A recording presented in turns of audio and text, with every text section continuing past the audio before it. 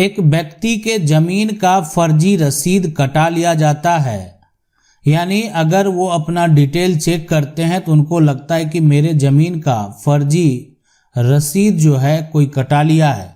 और ये फर्जी रसीद तभी कटता है जब कोई व्यक्ति आपकी जमीन का गलत तरीके से म्यूटेशन करा लिया हो।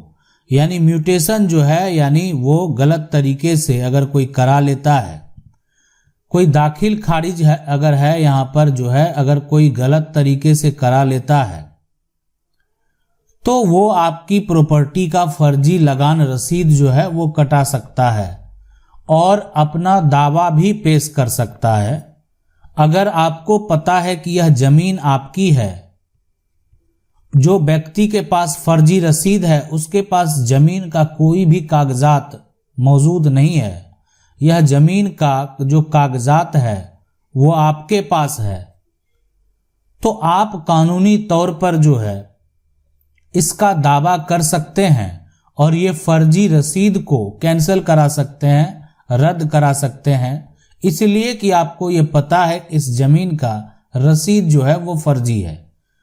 मैं आपको बता दूं कि जो आपका क्षेत्र है, जिस राज्य से आप बिलोंग करते हैं, उस राज्य में जो है अगर आपका म्यूटेशन फर्जी तरीके से हो गया है तो जो जिला के कलेक्टर है उनके पास जो है यहाँ पर आप जाकर जो है इस रसीद को रद्द करवा सकते हैं। अगर आपके जिला में जो है एडीएम कोर्ट है उनके पास आप आवेदन देकर जो है आप इस फर्जी म्यूटेशन को कैंसिल करवा सकते हैं। समस्या है कि सर मेरा जमीन का फर्जी म्यूटेशन करा लिया लेकिन मुझे जो है नहीं पता कि एडीएम से समस्या हल हो जाता है। मैं सिविल कोर्ट में टाइटल सूट किया है, 8 ईयर हो गया, अभी तक कोई हल नहीं निकला। क्या अभी टाइटल सूट रहते मैं एडीएम के अपील कर सकते हैं? बिल्कुल कर सकते हैं, ठीक है, अपील कर सकते हैं। लेकिन मामला अगर आपका फर्जी म्यूटेशन से संबंधित है, फर्जी रसीद से संबंधित है, आपने सिविल कोर्ट में मान लेते हैं याचिका दायर कर दिया है, तो हो सकता है कि उस मामले में एडीएम जो आपके विपक्षी हैं एडीएम में ये अपील करें कि ये मामला मेरा सिविल कोर्ट में लंबित है।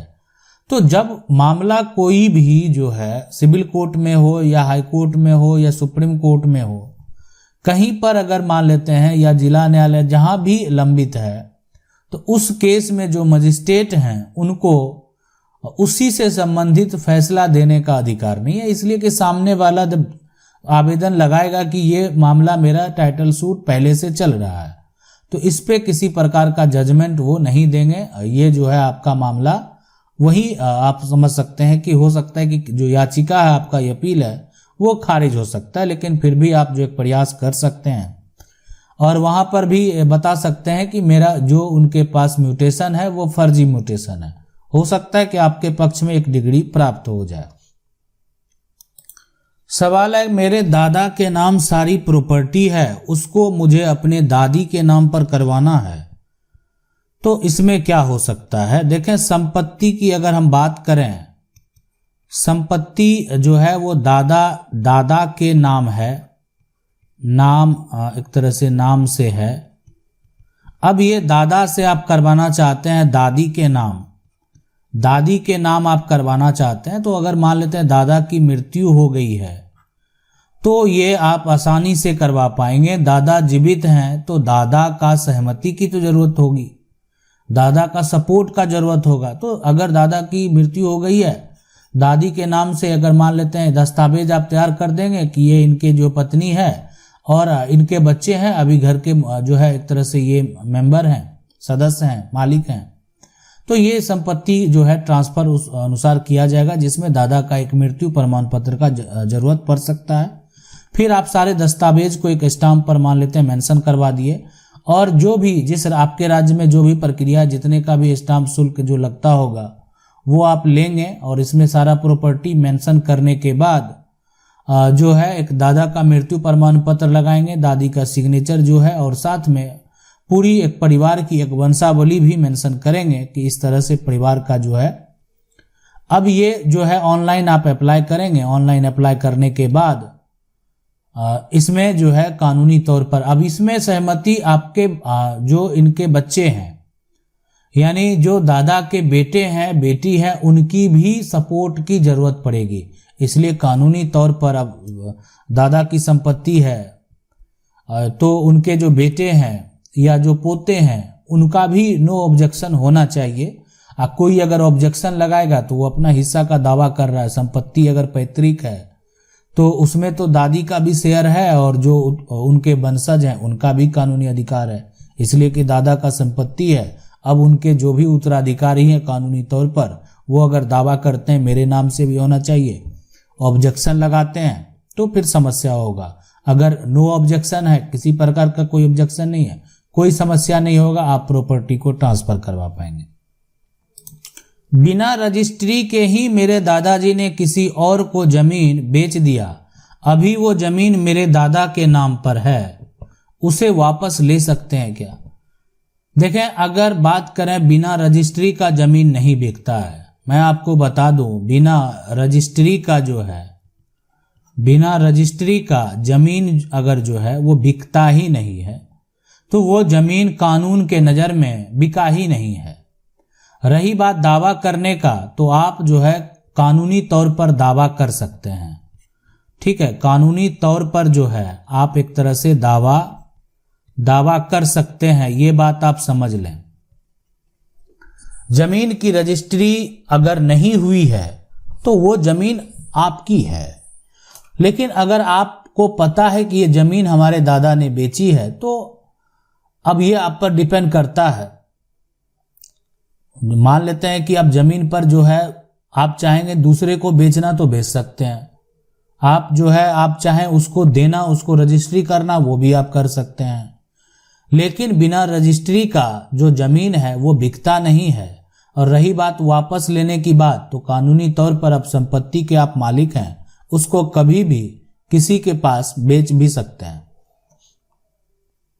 सवाल है, सर हम बिहार के सहरसा डिस्ट्रिक्ट से हैं और हमारे अंचल में 1985 में सर्वे फाइनल हो गया है, जिसमें मेरे जो है चचेरे दादा ने मेरे दादा का हिस्सा भी अपने नाम सर्वे करा लिया। यानी मेरे दादा को जी का हिस्सा होता वो भी अपने नाम खाता खुलवा लिया। अब उसके लिए क्या करना होगा? उसके लिए आपको 1985 से पहले, है ना, 1985 से पहले का जो दस्तावेज है उसको निकालना होगा और उसके आधार पर उस खतियान में आपको क्या करना है? सुधार करवाना है। यानी जो खतियान यानी जो खाता खुला उसमें सुधार करवाना है। और उसमें अगर आप सुधार करवाएंगे तो अब आपको सिविल कोर्ट में केस फाइल करनी पड़ेगी और इसके लिए दस्तावेज के रूप में आपको पुराना खतियान जो है वो दिखाना होगा और नया भी दिखाना होगा कि नया खतियान उसके अनुसार नहीं बना। इसमें जो चचेरे जो दादा हैं उनके नाम से ये सारी प्रॉपर्टी नया सर्वे में जो है धोखे से या आप कह सकते हैं सर्वे अधिकारी की गलती से ये जो है उनके नाम ट्रांसफर हो गया, जबकि पुराना में जो संपत्ति है हमारे पूर्वज के नाम से ही दर्ज है। इसलिए कानूनी तौर पर जो आपके दादा हैं उनका भी कानूनी तौर पर हक होना चाहिए। तो जब ये फाइल केस किया जाएगा तो बिल्कुल जो है वंशावली के हिसाब से देखा जाएगा कि इसमें जो चचेरे दादा हैं उनके नाम कैसे ट्रांसफर हो गया, तो फिर इसका सुधार जो है वो किया जाएगा। अगला सवाल है कि सर 2016 में जमीन रजिस्ट्री करवाया, दाखिल खारिज भी करवाया, रसीद भी कट गया और वह जमीन दूसरा कोई लिखवा लिया है 2018 में और कब्जा भी कर लिया है, तो क्या करना चाहिए? देखें, मैं आपको बता दूं कि 2016 में अगर आपने जमीन की रजिस्ट्री करवाई, अब दाखिल खारिज भी करवाया, रसीद भी कट रहा है, जमीन जो है दूसरा कोई 2018 में जो है लिखवा लिया है, तो सबसे पहले आप उसके खिलाफ एफआईआर दर्ज करवा दें। ठीक है, एफआईआर दर्ज करवा देंगे। एसडीएम कोर्ट से जो है उस पे धारा 144 लगवा देंगे, इसलिए कि जो है इसमें मान लेते विवाद है, उस पर जो है रोक लगाने का प्रयास करेंगे और यहाँ पर रजिस्ट्री तो करवा लिया है, तो इसमें अब जो है आपके साथ सबसे बड़ा धोखा करने वाला व्यक्ति वो है जो इसका रजिस्ट्री दोबारा किया। कहने का मतलब है कोई भी अगर विक्रेता है तो विक्रेता का जो जमीन है अगर वो एक बार बेच देता है तो विक्रेता के कोई भी उत्तराधिकारी इस जमीन को बेचने के हकदार नहीं है। लेकिन फिर भी ऐसा करता है तो ये साफ साफ आप कह सकते हैं कि आपके साथ धोखा किया गया है और आप जो है दोनों के ऊपर जो जमीन को खरीद लिया, कब्जा भी कर लिया और साथ में जो विक्रेता है जो बेचा है उसके ऊपर भी केस फाइल करेंगे। मैं आपको बता दूं उस व्यक्ति के पास कब्जा ज़्यादा दिन तक नहीं रहने वाला है और साथ में जो विक्रेता ने ऐसी गलती की है उसको भी इसका सजा जरूर मिलने वाला है। लेकिन उसके लिए आपको एक्शन लेना पड़ेगा, आपको जो है न्यायालय जाना पड़ेगा। आप जाएं, जो आपके सिविल कोर्ट हैं वहां पर आप अपने वकील से बात करें और समस्या बताएं कि आपकी ज़मीन का दोबारा रजिस्ट्री हो गया है और बेहतर वकील का चुनाव कर लें और केस जरूर फाइल कर दें। सवाल है कि अगर जमीन मालिक के भाई ने कच्चे पेपर पे म्यूटेशन की अनुमति लेकर 40 साल पहले म्यूटेशन किया हो तो म्यूटेशन कैंसिल हो सकता है क्या? प्लीज बताएं। बहुत बार कमेंट किया हूं। बिल्कुल आज जो है अपना आप समस्या का हल जो है वो जरूर देख लें। देखें, जमीन मालिक अगर मान लेते हैं ये जो जमीन है और जमीन मालिक की अगर हम बात करें, है ना, जमीन मालिक के भाई, ठीक है। अब अगर मान लेते हैं वो जो भी है म्यूटेशन 40 साल पहले किया, 50 साल पहले किया, अगर आपका इस पे कब्जा, ये आपने स्पष्ट नहीं किया, लेकिन अगर मान लेते हैं जमीन मालिक की अगर हम बात कर रहे हैं तो एक होता है कि नहीं, जमीन मालिक जो जिसके पास कब्जा है वो उसके भाई हैं, म्यूटेशन करा लिया दूसरा भाई। लेकिन अगर कोई अन्य व्यक्ति है जिसका कब्जा है, अब किसी के नाम से म्यूटेशन है या कुछ भी है, कानूनी तौर पर यह व्यक्ति प्रतिकूल कब्जा का जो है ना, प्रतिकूल कब्जा का जो है दावा कर सकता है कानूनी तौर पर। यानी कोर्ट जाकर ये कह सकता है कि ये जमीन का कब्जा आज से नहीं है, बरसों से हमारे पास है। अब यहाँ पर मान लेते हैं कि कोई इस संपत्ति का जो है म्यूटेशन जो है बिना कच्चे पेपर पे करा लिया है तो उस म्यूटेशन का कानूनी तौर पर कोई मान्यता नहीं होता। देखें, म्यूटेशन होता है अगर आपस में भाई है, बहन है जो, तो एक तरह से जब तक किसी प्रकार का एक बंटवारा का दस्तावेज, पंचनामा जो है ना, पंचनामा बनाया गया, पंचनामा के अनुसार जो है सभी ने इस बात को स्वीकारा और उसके बाद अगर जमीन का बंटवारा किया गया तब तो ठीक है। ऐसे अगर मान लेते हैं किया गया तो वो गलत हो सकता है। सवाल है, हमारा एक कृषि भूमि पर आधा हिस्सा है, आधा हिस्सा दूसरे पक्ष का है, परंतु 40 वर्षों से उसे कृषि भूमि को हम भी जोत रहे हैं। अब उसका मालिक उसे वापस मांग रहा है, तो ऐसी भूमि कानूनी रूप से वापस मिल सकती है।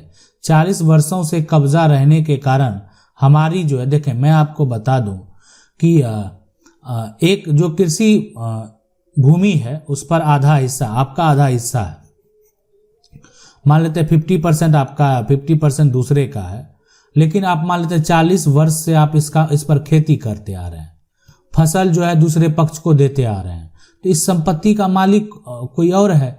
रही बात यहाँ पर मान लेते हैं वो हिस्सेदार हैं, आपके हिस्सेदार अगर होंगे तो कोई कब्जा का तो दावा ही नहीं किया जा सकता। अगर हिस्सेदार नहीं है, कोई भूमि जो है एक तरह से ऐसी भूमि है जो कि हिस्सेदार नहीं है, बहुत लंबे समय से आप कब्जा किए हुए हैं, ठीक है, आप उसका उपयोग कर रहे हैं, तो आप एक दावा कर सकते हैं। लेकिन जो संपत्ति का मालिक है, आप भी जो है, आपका जो सिचुएशन, आपके नाम भी जमीन, बहुत सारी जमीन है, तो ये जो अगर देखा जाए तो संपत्ति का जो मालिक होगा उसी के पक्ष में हो सकता है कि फैसला हो, कि जिसके पास संपत्ति का टाइटल है, हमारा कानून यही कहता है कि जिसके पास संपत्ति का टाइटल है वर्तमान में कानूनी रूप से वो संपत्ति के हकदार हैं। अब रहा बात कब्जा करने का, तो कब्जा करने के लिए प्रतिकूल कब्जा के अलग मामले हैं और अलग मायने हैं, उसके तहत आप चाहें तो दावा कर सकते हैं, लेकिन जो फैसला होगा कानूनी तौर पर, अधिकांश जो फैसले हुए हैं वो संपत्ति के मालिक के पक्ष में हुए हैं। आशा करते हैं वीडियो अच्छा लगा होगा। वीडियो को लाइक जरूर कर दें। चैनल को पहली बार देख रहे हैं, सब्सक्राइब करके जो बेल आइकन है उसको जरूर दबा लें। मिलते हैं अगले वीडियो में, तब तक के लिए जय हिंद।